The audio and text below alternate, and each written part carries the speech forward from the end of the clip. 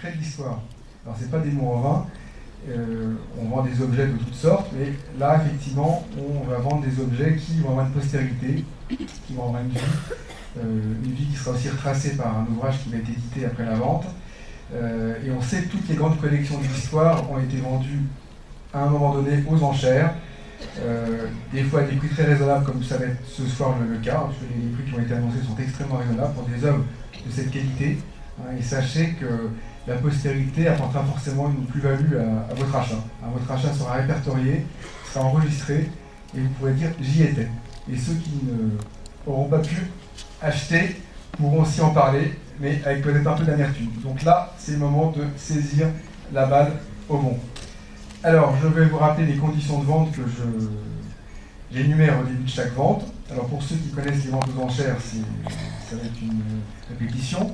Pour les non-initiés, les choses sont absolument très simples. Donc, nous allons procéder à la vente par numéro.